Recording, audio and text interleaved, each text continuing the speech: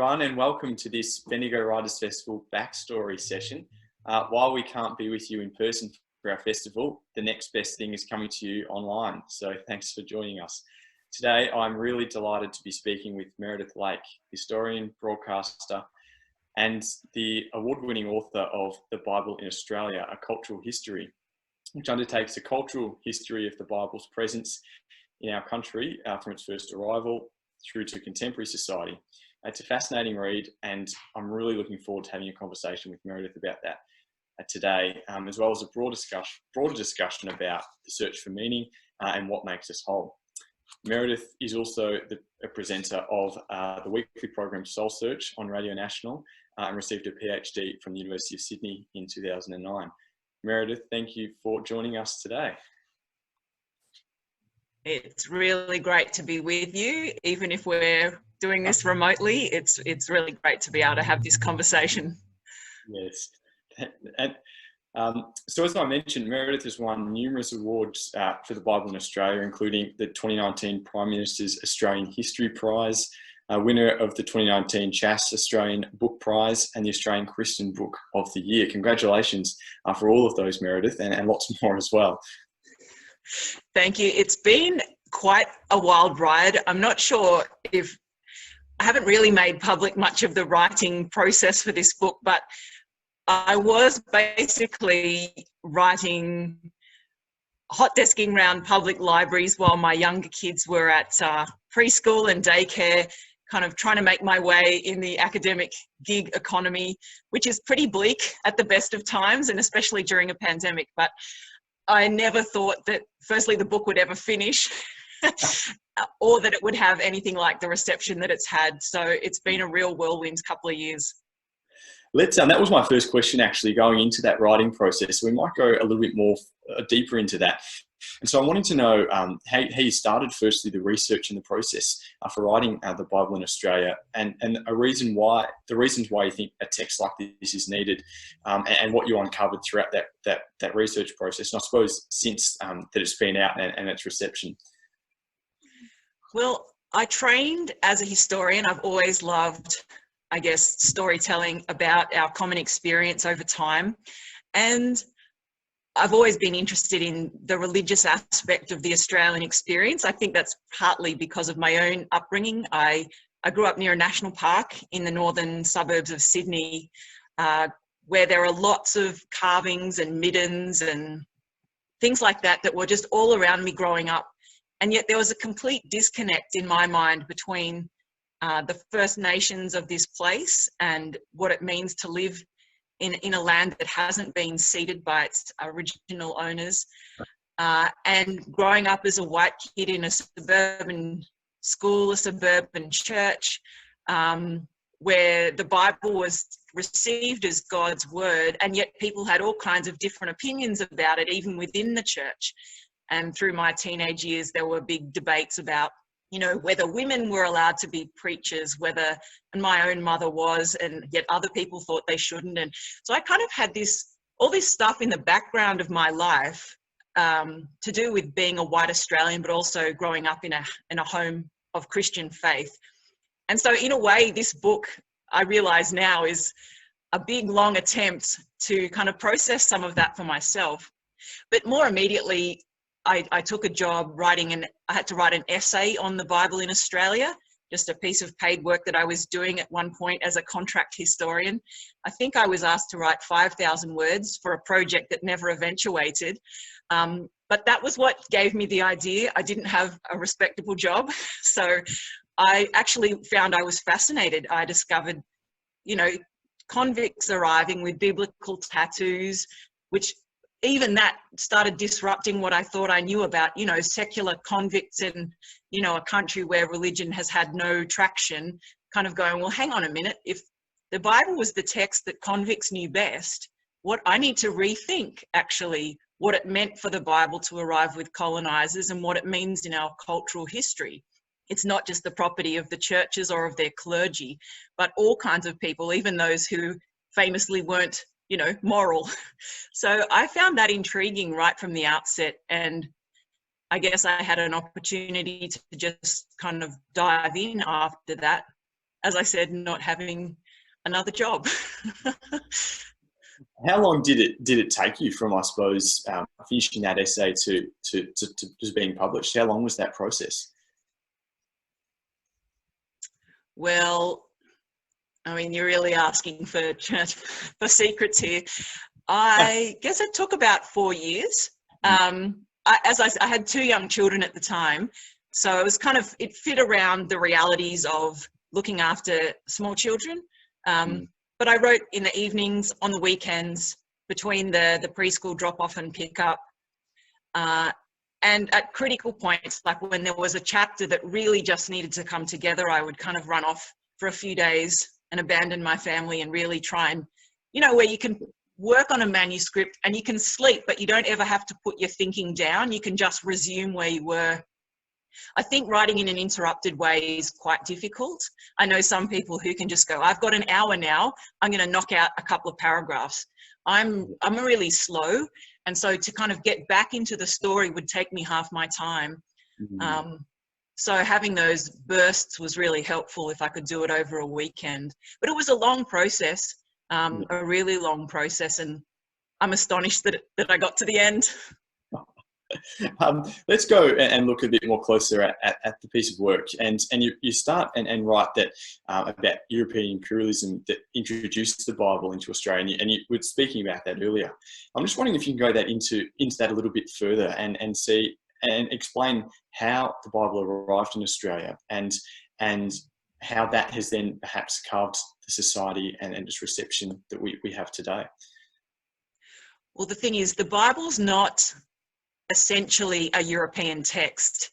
It doesn't come from Europe originally. It's a multilingual text from the beginning, but it's taken up in European society over many centuries as kind of the word of God in some sense. And it was that kind of package of ideas that colonists transmitted to the colonies that they brought with them. So in my book, I talk about the Bible as one of the cultural artifacts that travels along the tracks of empire. So along with, guns and certain kinds of seeds and diseases and all those kinds of things, the Bible is part of the baggage, if you like, of that kind of imperial expansion. But it doesn't come kind of clean, so to speak. It comes with all the baggage of its long history in Europe. And in Europe, it was already very much a contested text by the time the British brought it here. So, for example, when James Cook got back to England after his first voyage in the Endeavour, some people read his journals and said, oh my goodness, there are all these people down there in the world that we've never heard of, that aren't mentioned in the Bible. Maybe it's not this big universal text that explains the whole world. And yet other people read it and said, oh my goodness, there's all these people we've never heard of. We need to tell them about Jesus Christ. And so it kind of amplified skepticism for some people, and it amplified missionary enthusiasm for another set of people in the same society. And so the Bible arrives with all of this noise around it with the British colonists in the late 18th century. And I think that is really key to the way the Bible has been taken up and argued with and debated by Australians ever since. Processing the European baggage is no small task. But also then what do you do when it comes as part of an enterprise that involves the takeover of Aboriginal land, the creation of a settler colony, the displacement of Indigenous people, all those kinds of things. The Bible is wrapped up with almost every debate in colonial society, including between cultures. And yet it's not just the property of the Europeans who bring it. It crosses cultural boundaries, and Indigenous people from very early on have their own encounters with it and make their own conclusions about it. And I think they've been really important for Australia too.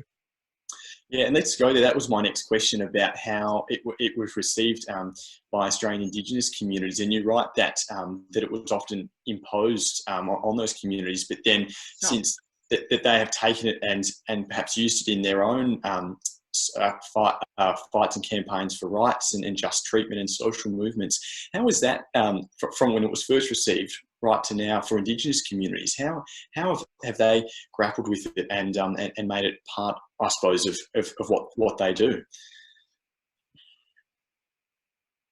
Well, I think the thing about the Bible is it's taken to have different kinds of authority by different communities, and it's understood in different ways. It's always read from a certain position from a certain cultural perspective, and that's true in Australia as well. It's not, I try to really shake out the Bible and kind of not treat it as if it's obvious what the Bible even is, or what, let alone, you know, what it might mean. And one of the key ways to do that is to kind of decenter the white interpretation of the Bible, even though that itself was diverse. And I was fascinated by all kinds of stories. Like, I had no idea about the very earliest Indigenous Australians who encountered the Bible as early as, you know, 1789. Living with the first chaplain to the colony, there was a young girl, Burong, a Barramadigal girl, ended up married to the famous Bennelong. She spent quite a long time, I think, learning to read and speak English from the text of the Bible. The chaplain says he taught her the Lord's Prayer. But she was not interested in white society and ended up leaving the town at Sydney, rejecting everything that the chaplain had taught her. I think coming to her own conclusions that this wasn't one of the tools she was going to embrace for navigating a really changed world. Except a generation later, her own son, Dickie Bennelong, apparently converts to something like the Christianity that the missionaries were teaching, and decides that that is going to be something that helps him navigate a very changed world. And that diversity of views, from thoughtful rejection to enthusiastic embrace, has been there ever since. The reactions of Indigenous Australians are as diverse as anybody else's. But I think one thing they found, and there are many, many stories of this, is for those people who did accept the Christian God in some sense, there was a higher authority than white government to appeal to, as well as a common language that you could use to address white society and critique it on its own terms in some way. So you find people like William Cooper, who founded NAIDOC Week, who led the first day of mourning in 1938, critiquing white society as, on the basis of the Bible, as not being Christian enough because it didn't recognise the common humanity of Indigenous people, their civil or political rights. And so you get these kinds of stories. And at the same time, I don't want to suggest that, it's tricky to talk about because there have been people wielding the Bible have inflicted massive damage in Indigenous communities. And that's shaped the way it's been received among Indigenous Australians, as well as the interpretations they've made of it. And so I think there's an endless complexity there. But I think if we can recognise that the Bible isn't just the property of white Australians, that opens up a whole new set of conversations. I mean, even now we're about to observe Reconciliation Week, but what does reconciliation mean? It's a theological term in some sense. And so I think slowing down and thinking about the really complicated histories here can actually help us have a better conversation about that kind of question for now. Absolutely. And I suppose its role in contemporary society, jumping off that, is interesting as well. And you're right about Australian Prime Ministers, for example, using biblical language and references as the basis for speeches, and social campaigns as well. The same kind of thing, using those references is part of their own movements. I suppose, why do you think that the political leaders and social movements and the like have used the Bible as part of that? And what can that sort of tell us more broadly, do you think? Well, I think from the late 18th century through to probably even through to the 1980s, it was a common thing for Australians to have a familiarity with the main stories and ideas of the Bible.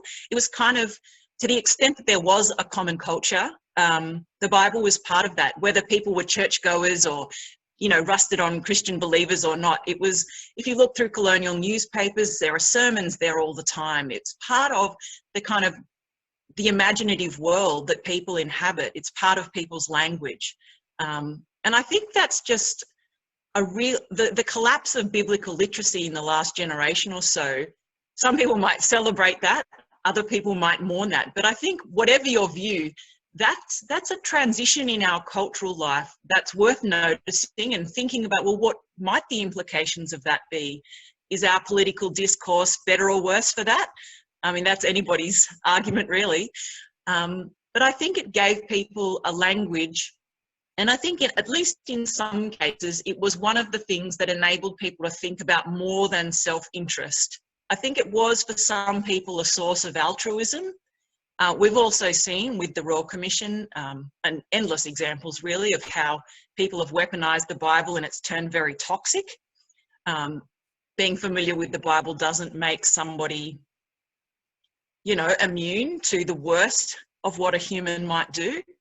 Not at all, and perhaps arguably amplifies some of that. So I'm not making an argument for the Bible as a morally reforming text or something that will purify our politics.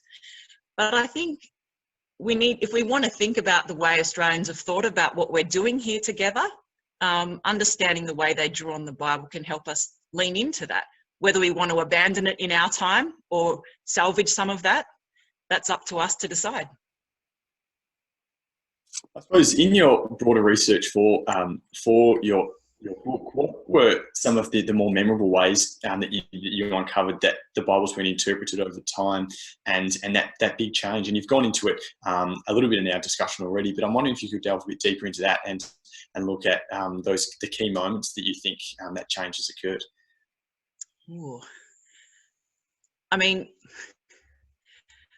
I really enjoyed some of just the really zany stories. Like there was a guy, Edward Cole, who founded what became a very famous bookshop in Melbourne, Cole's Book Arcade. And he started out as a pie seller, and in the mid-19th century he wrote very racy pamphlets about why Jesus wasn't the Son of God, which was absolutely scandalous when he first attempted that. Couldn't find a publisher, so he published them himself along with his pies, and ended up, I think, striking a chord with people. He was just on the beginning of this kind of cusp of the new doubt or the new skepticism about the Christianity people had absorbed at Sunday school. And he kind of rode that wave. He published a few more things, became a bookseller, ended up, I think his bookshop had more than 1 million books. They had people playing the piano. There were live monkeys in cages. Like, it was this incredible thing to read about, all kinds of skeptical literature and everything else under the sun. But by the time we get to like the time of Federation and the White Australia policy coming in, Edward Cole is a bit of a notorious figure, famous figure around Melbourne, an older man, but he almost alone critiques the White Australia policy as something completely ridiculous and inconsistent, not least with the teachings of Jesus and Paul in the New Testament. And he's as secular as can be, clearly not a Christian, but does something that almost none of the clergy manage at that time, which is to leverage the biblical text to point out the heresy of racism. And I think people like that don't fit the box of straightforwardly Christian or entirely secular, because they're using a text that in a sense belongs to the churches in a way that critiques a white society, and yet with all this fun along the way. And I think stories like that, and there are lots of them, that they really disrupt the two myths we have about Australia as either a godless nation where Christianity's never had any traction, or a Christian nation that perhaps in some versions might be in decline from its Christian roots. I don't think either of those narratives really serve us well, and that our history is much more interesting and complicated and contrary than that. And so I love the stories, of the tattooed convicts, the crazy bookseller, you know, a lot of the early feminists, the Sunday school ladies who took to the streets to get petition signatures. All those kinds of stories really grabbed my attention and held me. Yeah, absolutely. I'm wanting to shift a little bit now to contemporary society, and you speak and sort of make reference to that people use the Bible and their faith and try and take it on as the vision of the world in their way of life. But you wrote, I was reading a conversation article you wrote back in 2018 about the decline, I suppose, of people reading the Bible. It's sort of gone to half, if I remember correctly, in sort of today's society as it was back in the 60s. And there's been a rise in people on the census, for example, had sort of indicating no religion. And so I'm wondering, is the Bible as received as it was, say, back in the 1960s or earlier in today's society, or is there starting to be a shift more to, if we're speaking about the search for meaning? Well, are people sort of looking for other areas of their life to maybe fulfill that goal? I think the way the Bible's read now, well, I'd like to know more about how it is being read, because part of what's happened since the 60s, it's easy to kind of talk about the rise of the counterculture, new spiritualities, the decline of traditional church going. That is unarguable. That there's been a massive drop-off in the proportion of Australians that go to church on a Sunday. And yet, at the same time, there's a lot more going on. The whole way we read has changed. I love the story in that book, actually, of Robert Menzies. He talks about his grandmother back in about 1908 only having 4 books in her house: the Bible, the Presbyterian hymn book, you know, and 1 or 2 others, that you just read the same books over and over again, and you knew them inside out and back to front. That way of reading had already gone by the time Menzies was Prime Minister in the mid-20th century. And now you think that kind of intensive reading has basically vanished. We read so voraciously, we read so much stuff in our social media feeds. We don't read anything for more than about 5 minutes. I mean, Writers' Festival patrons accepted. But in that context, the Bible has probably held the fact that there still are 8 to 10% of Australians in church on a Sunday when churches are open, many of whom also read the Bible during the week for themselves. In a way, is the Bible a survivor of a revolution in the culture of reading? I don't know. That's one possibility. I think the rise of the digital Bible, I don't know what kinds of literacy that will produce, but that's a big question that I'm kind of watching this space. But in terms of the search for meaning, I think you're absolutely right that there's not an assumption anymore that churches have much to offer there. For people who aren't part of churches, churches often aren't the place that you would look for that, I think. That, whereas even a generation ago, people who didn't go to church might have thought, well, yeah, that's the domain of the churches. They're the people who talk about that stuff. Whereas I think now people are more likely to, I don't know, enroll in a yoga course at their local gym or something like that. People look in all kinds of other places. And that, I think that opens up a really interesting conversation about, well, what makes a meaningful life and what are we going to be in dialogue with in order to figure that out? Is the Bible still a dialogue partner for people? I think not for as many people. And yet the people who do come to the Bible now often come having not grown up in a church, without a particular theological baggage, to read it in their own way. So I think, you know, that clerical interpretations aren't going to be perhaps as dominant as they have in the past, and that we'll get more people just say, you know, their take on it is what we're going to see in public. That might look like Israel Folau's take. It might look like someone else completely different.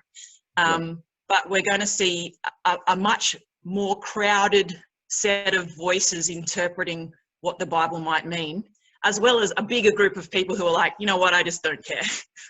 So I think we're at a really interesting point in time culturally, and I'm not sure what that's going to add up to, but yeah, but I think it is worth noting that for many Australians in the past, and even some still today, the dialogue has rewarded the attention people have given it, whether they're Christians or not. It's not an easy text. It pulls in many different directions. Some of its poetry is the finest poetry in the history of literature. Other parts of it is absolutely almost stomach-turning to read. So I think, my experience anyway, is that if you bother, you'll get something out of it just because it's such an intriguing piece of work. Whether that's meaningful life, well, people have to figure that out for themselves.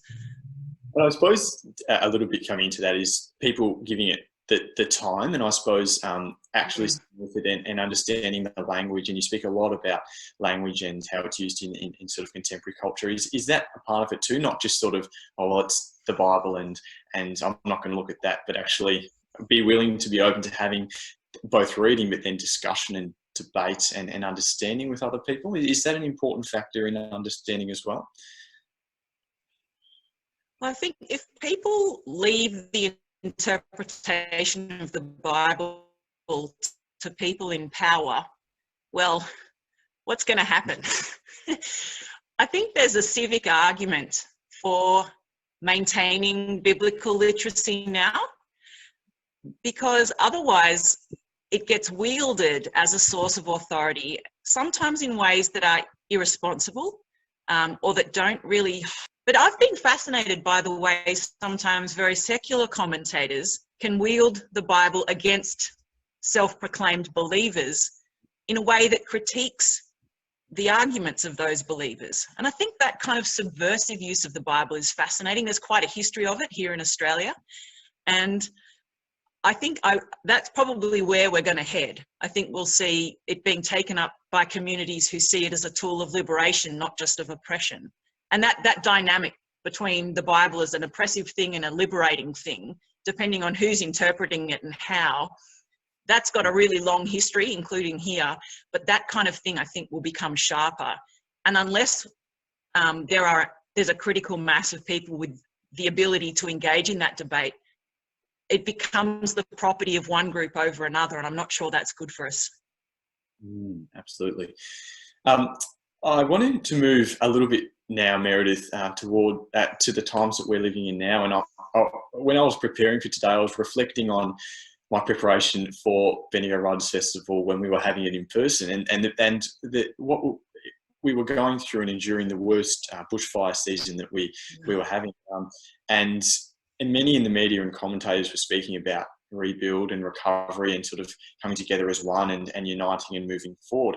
And then now we're living in the time of the coronavirus. But in many ways, we're having that similar conversation about how do people get through, how do we rebuild, and what's the future look like?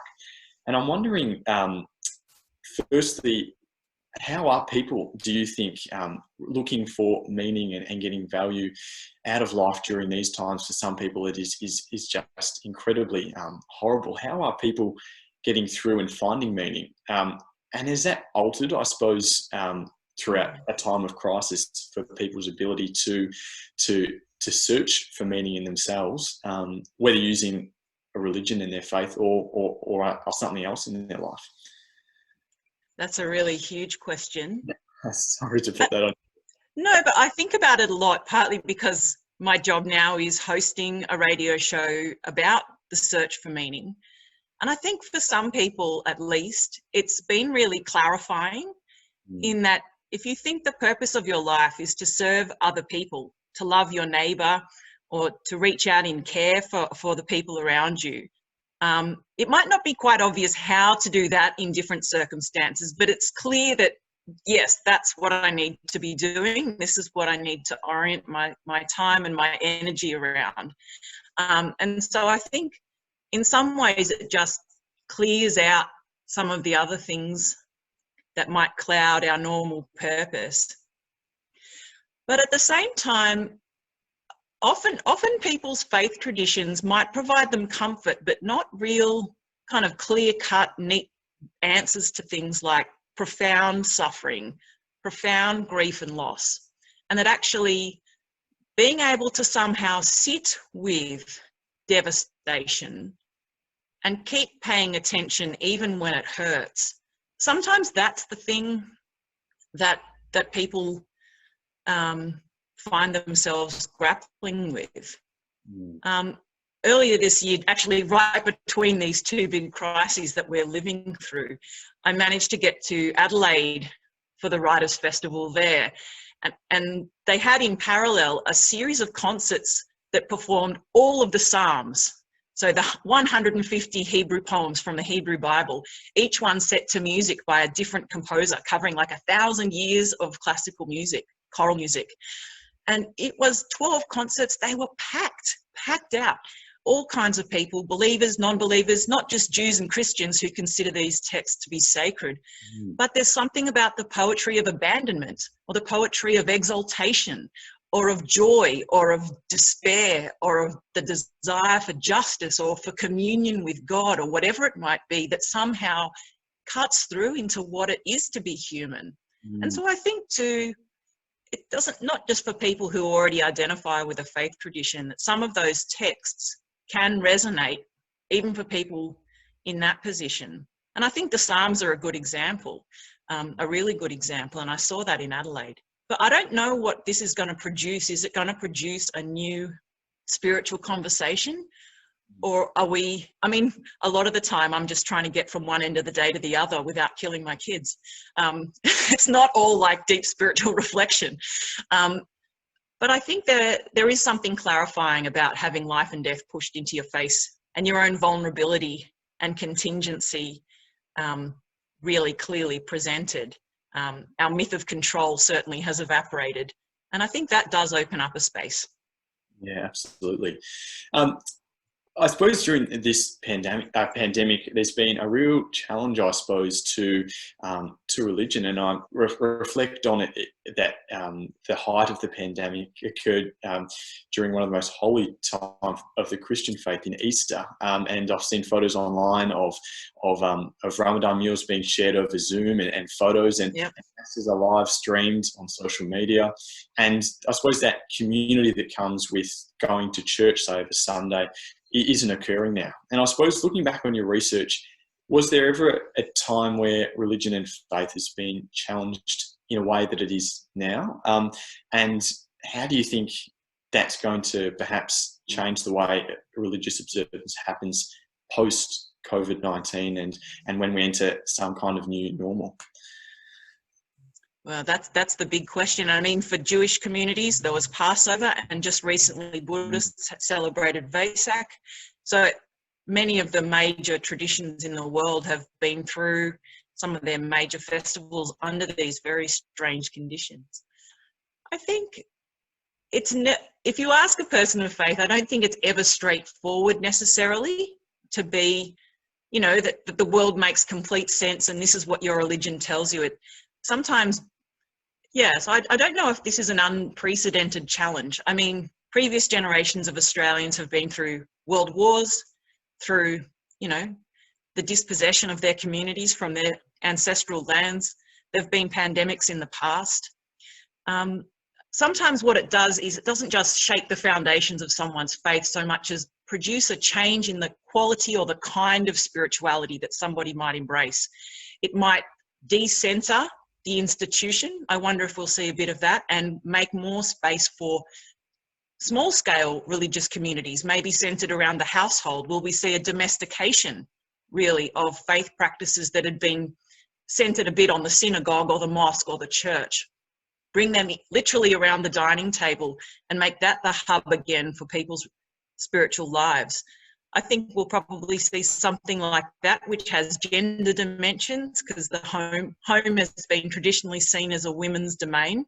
Whether we're going to see a decentering of male voices in what those faith traditions might mean, that all this is possible. But I think perhaps to a turn to the meditative and to the contemplative, rather than to word-oriented, preaching-oriented forms of faith expression. So I think, I mean, even just in my own social media feeds, I see a lot of people turning to meditation, to new forms of prayer. And historically, pandemics have been experienced, you know, every couple of centuries. So Christianity and Islam, for that matter, have long histories of these kinds of things. And often a turn to the mystical is part of the result, and a loosening of traditional authority. So I think it's potentially a very creative and reviving kind of time for spiritual communities, but it might not look the same on the other side as it does at the moment or as it did before. How do you think society, I suppose, will cope with, maybe you made reference before, maybe a simpler forms of say, using a meditation apps, all of those kind of things? How do you think society will deal with that? And will there be some sections of the community who may not accept that there's been that change and may not want it to go like that? How do you think it's going to have to, how is that going to be dealt with? Well, I mean, we have a myth that religion is a private matter and can be safely quarantined to someone's personal life where they never talk about it or act on it in a way that affects anybody else. I think some people might hope that is the case, but I think whatever the strength of that hope in this country, one thing we have seen even in our own politics over the last 5 years is that religion, even in a traditional sense, isn't going away. We have a Pentecostal in the lodge right now, and that's true, whatever you think about religion or politics. And so I think there's always going about matters of meaning and faith. And part of what I'm interested in is how can we have that conversation really well? And I don't think that ignoring religion or the experience of faith is necessarily helpful. I think we're better off actually working towards a position of really robust pluralism, where we actually understand different faith traditions, different spiritual practices, and what they mean for people. And from a position of understanding of one another, then have a conversation about how we might do our common life. Because so many of the things we have to deal with are common to us as humans. And that's, you know, what does it mean to be human? You know, these are huge questions, and that we don't want to I don't think we want to cut ourselves off from the particular traditions of reflection on that the world's faiths offer. And so for me, this is my own story, is trying to move towards a deeper literacy, and it is about literacy, deeper understanding of people who've grown up in a different tradition to my own, as well as a better understanding of my own tradition. And I think that's beneficial. And then we can have a conversation about, well, what do we want to take? What do we want to leave? How are we going to organise ourselves? But until we have that baseline understanding, it's going to be difficult to be neighbours and to live together well. I suppose, is that what the human condition is about, that search for meaning and that debate and grapple? I suppose it's going to go on and on and on, isn't it? Yeah, well, yeah, it's an endless fascination. And I think it is part of, yeah, being curious about what it means to be us is one of the privileges of being human. I think it's a grand conversation. I can't get enough of it. And, you know, what better to be thinking about? Yes. Finally, Meredith, you say in your book that the Bible has been more than a book. It's belonged not only to the upright or the educated, but it's a word for all kinds of people. I suppose I wanted to leave our viewers today on what makes it so universal, and what is the future, and where is it going to be with us moving forward. Well, I don't think it's necessarily universal in its it's tricky, isn't it? On a historical level, it's become universal because of particular processes of translating, spreading, distributing the Bible by people who've considered it to be God's word and therefore authoritative over the life of everybody. So there's kind of a potentially coercive aspect to its universalism. But I think, like I was saying before, as a piece of literature that reflects on the human condition, I think there are things that resonate. But what I don't want to lose sight of is the question of interpretation. There's no such thing as the Bible that can be extracted from the communities that read it and the ways that they encounter it. Like, for a convict to be read a psalm as they're on the gallows is very different to someone scrolling through their app, you know, a Bible app or something like that. For an Indigenous Australian to meet a pastoralist who claims divine right to the land because they're going to run sheep and grow crops on it is really different, you know, to somebody who finds in it a word of life and has a conversion experience. And I think what people do with the Bible is the question that I'm really interested in. It might be that it's gradually ignored, but there'll always be a community, I think, who consider it to be God's word and try and bend their lives to it. And so part of being in a plural society means recognizing, well, they're here, those Christians. But I guess what I want to say is that robust pluralism, yeah, it can be a civic question or it can be a search for meaning. I don't think it needs to be heavy or dull. Meredith, it's been an absolute pleasure to speak to you today for Bendigo Writers Festival's backstory. We could keep going on and on, but I just wanted to thank you so much for being with us, and I hope we can see you in Bendigo really, really soon to continue this discussion and certainly lots more. Thank you so much. I'd love that. Thanks so much, Sam.